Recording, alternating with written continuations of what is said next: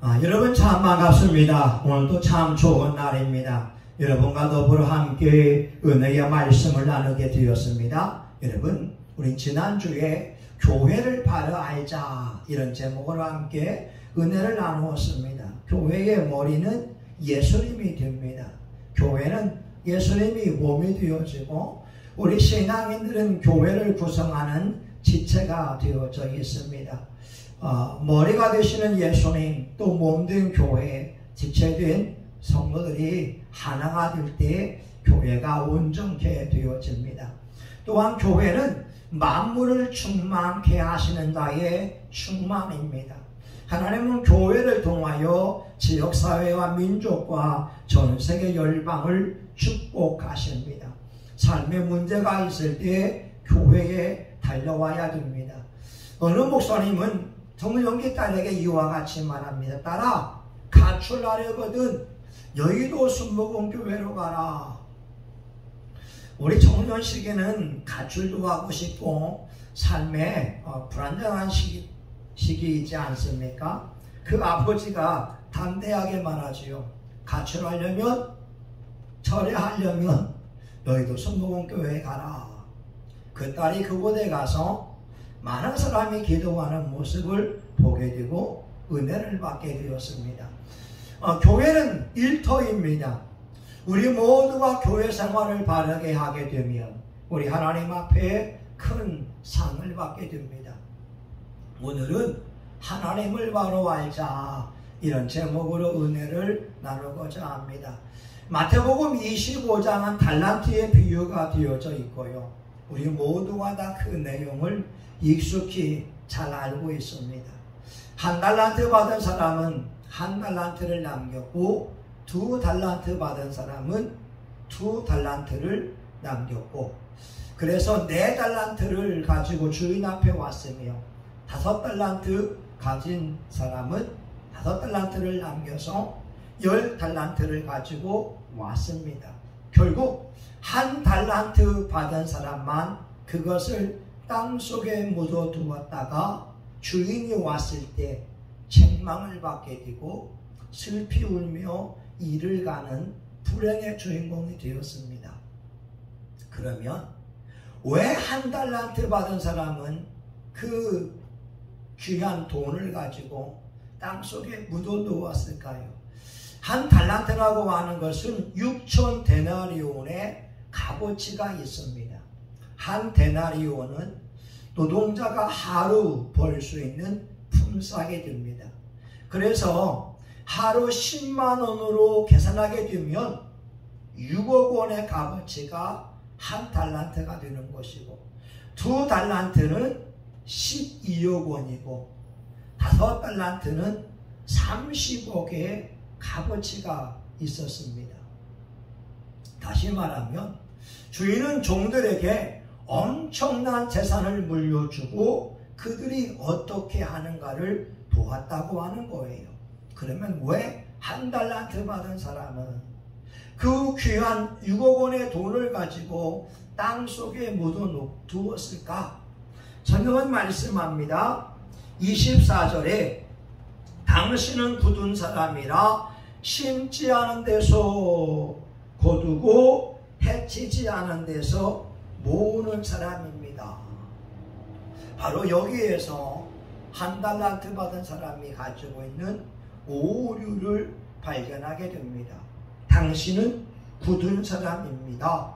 성격이 포악한 사람입니다. 당신은 난폭한 자입니다. 당신은 인색한 자요 사랑이 없는 자입니다. 그런데 1달란트 받은 사람은 주인을 오해했다고 하는 거죠. 14절과 15절을 볼까요? 어떤 사람이 타국에 갈지 그 종들을 불러 각각 자기 소유를 맡김과 같으니 각각 그 재능대로 하나는 금 5달란트를 하나는 2달란트를 하나에게는 1달란트를 주고 떠났더니 예수님이 살던 시대는 로마의 지배를 받는 시대였어요. 그 당시에 종들은 인권이 없었습니다. 주인이 종들을 학대할 수 있었고 주인이 종들의 생명을 취할 수가 있었습니다. 다시 말하면 사람임에도 불구하고 사람 취급을 받지 못했던 사람이 바로 종들이었습니다. 그래서 어떤 주인은 그 종들을 불러서 자기 소유를 맡겼다고 하는 거죠. 여러분, 여기에서 우리 주인이 종들을 대하는 마음을 엿볼 수가 있습니다.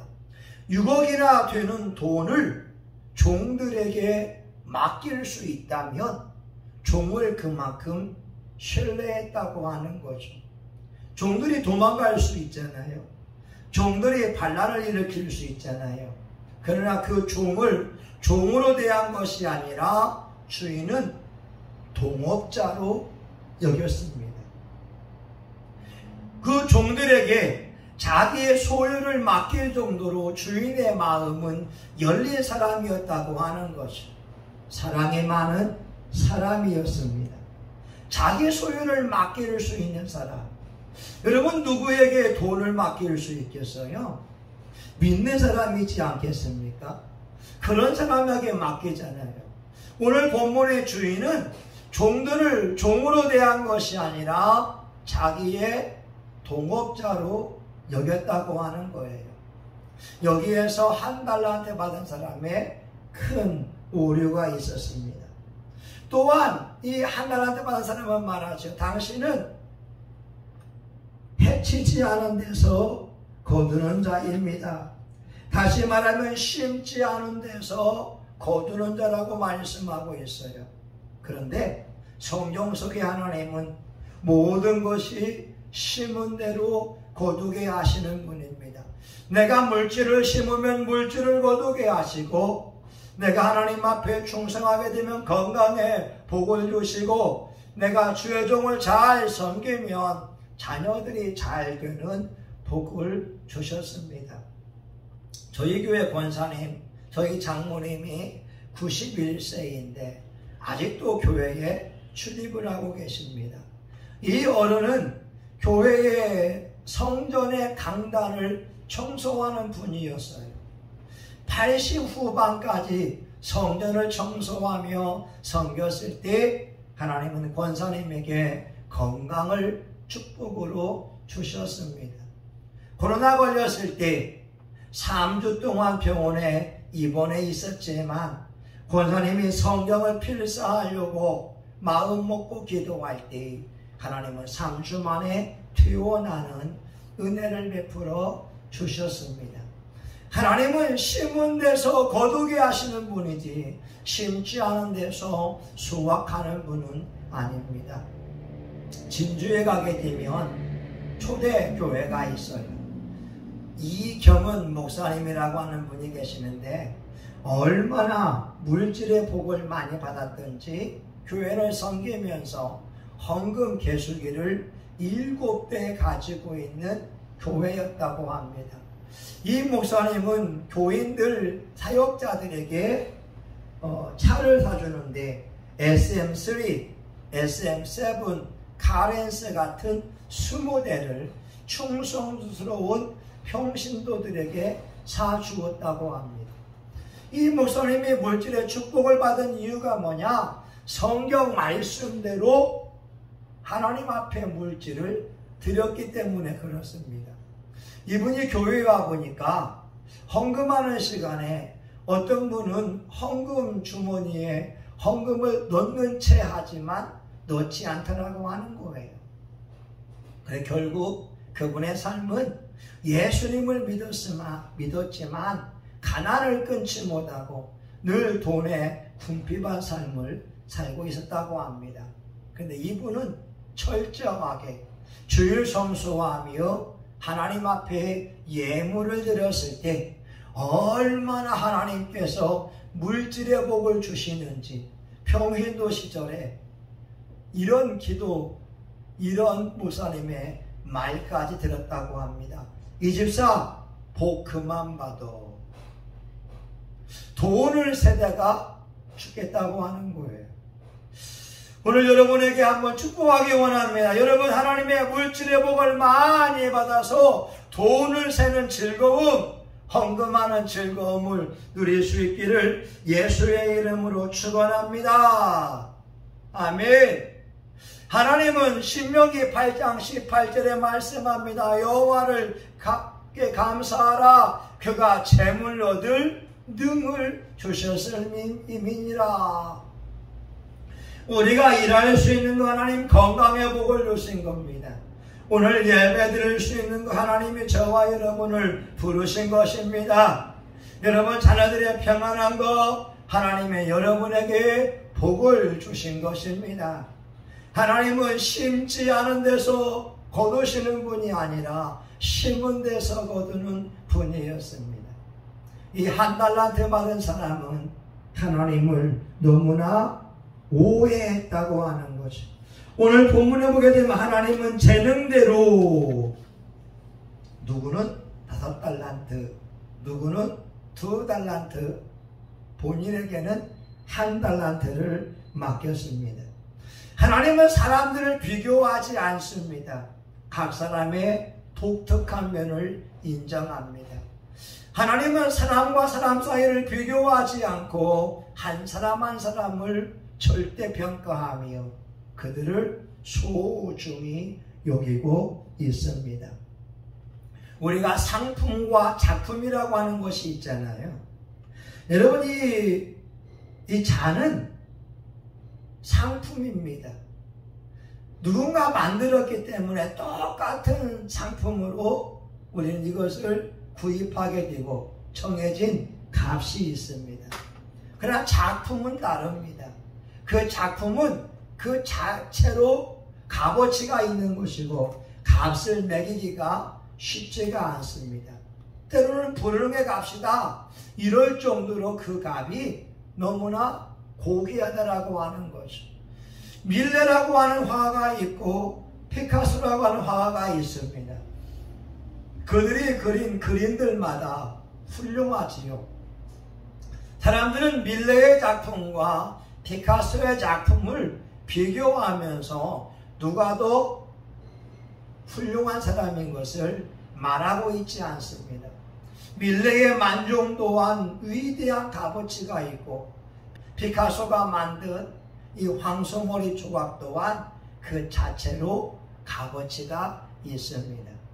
하나님은 저와 여러분을 소중히 여기고 있고 각자의 재능을 따라서 달란트를 맡겨 주었습니다.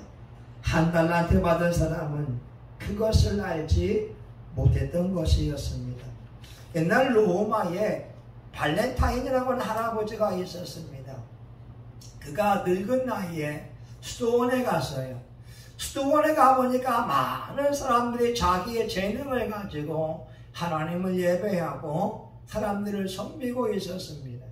어떤 분은 음식을 만들고 어떤 분은 찬양을 하고 어떤 분은 기도하기도 하고 발렌타인이 할 수 있는 것은 동네 마을 사람들에게 좋은 글을 써 주는 일을 하게 되었습니다. 날마다 사람들에게 사랑의 말을 전하는 것, 사랑의 편지를 쓸 수 있다고 마음을 먹었습니다. 그가 할 수 있는 일이 그 일이었습니다. 그리고 5년 뒤에 발렌타인은 사랑의 전령사라고 하는 별명을 받게 되고 그가 죽은 뒤에는 성자의 칭호를 얻게 됐습니다. 그가 죽은 날이 2월 14일이었습니다. 여러분, 우리가 할 수 있는 거 그것을 하는 것이 되면 됩니다. 찬양하는 사람은 찬양하는 일을 하게 되고 기도하는 사람은 남을 위하여 기도하는 일을 하면 되고 음식 만드는 사람은 다른 사람을 위하여 맛있는 음식을 만들면 되는 것입니다. 하나님이 각 사람들에게 달란트를 맡겨두신 이유가 있어요. 그들 모두를 상 주시고 축복하기 위함입니다. 그런데 1달란트 받은 사람은 하나님의 그 깊은 뜻을 알지 못했다고 하는 거예요. 하나님이 5달란트 받은 사람에게 5달란트를 주면서 10고을을 다스릴 권세를 주고자 합니다. 하나님이 2달란트 받은 사람에게 4달란트, 4고을을 다스릴 권세를 주고자 하셨습니다. 1달란트 받은 사람은 2고을을 다스릴 권세를 주고자 했다는 거죠. 그런데 이 사람은 그것을 몰랐습니다. 여러분, 우리 부모님들이 자녀들을 키울 때 말이에요. 자녀들에게 심부름을 시킵니다. 그러면 심부름을 잘하게 되면 부모님이 용돈을 줍니다. 자녀들이 부모님의 구두를 닦거나 안마를 해주게 되면 부모님이 너무나 좋아서 용돈을 주게 됩니다. 때로 부모님이 구두를 닦으라고 일을 시키는 것이 여러분을 괴롭게 하기 위함입니까? 여러분을 힘들게 하기 위함입니까? 아니에요. 용돈을 주기 위한 그 깊은 뜻이 있습니다. 오늘 저와 여러분 예수 믿는 거 잘한 거예요. 여러분 교회 와서 기도하는 거 잘한 거예요. 하나님 앞에 예물 드리는 거 잘하는 거예요. 여러분 전도하는 거 잘하는 겁니다. 남을 위해서 기도하는 거 잘하는 겁니다. 하나님이 왜 기도하라고 하느냐? 응답을 주기 위함이고 천국의 집을 아름답게 잘 짓기 위함이라고 하는 거죠. 그러기에 무엇보다 저와 여러분이 하나님을 바로 알게 되면 인생살이가 행복합니다. 때로 기도에 응답이 없다고 하여도 하나님의 깊은 뜻이 있고 좋은 뜻이 있습니다. 우리가 기도 응답의 더딤을 통하여 다른 사람을 이해할 수 있고 축복하는 사람이 될 수가 있습니다.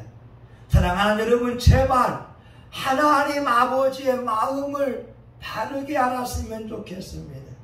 예레미야 29장 11절 너희를 향한 나의 생각을 내가 아나니 곧 재앙이 아니라 평안이요 너희 장래에 소망을 주려 함이니라. 하나님의 마음은 사랑으로 가득 차 있습니다. 하나님의 품 안에는 축복으로 가득 차 있습니다. 하나님에게는 선물로 가득 차 있습니다. 하나님은 예배하는 사람, 전심으로 여호와를 찾는 자에게 이 선물 보따리를 주고자 하십니다. 오늘 저와 여러분 이 선물 보따리를 충만히 받아서 하나님께 큰 영광 돌려드릴 수 있기를 예수의 이름으로 축원합니다. 하나님 감사합니다. 오늘 우리의 삶 속에 하나님의 마음을 바르게 알아서 하나님 앞에 충성, 헌신, 삶 순교할 수 있는 믿음의 주인공들 되게 하여 주옵소서. 예수님의 이름으로 기도합니다. 아멘. 이제는 성신교회의 머리가 되시는 예수 그리스도의 은혜와 하나님 아버지 크신 사랑과 성령의 감동 감화 위로 축복하시니 하나님 앞에 예배드리는 교우들 머리 위에 성신교회 가운데 이제로부터 영원히 함께하기를 간절히 축원하옵나이다. 아멘.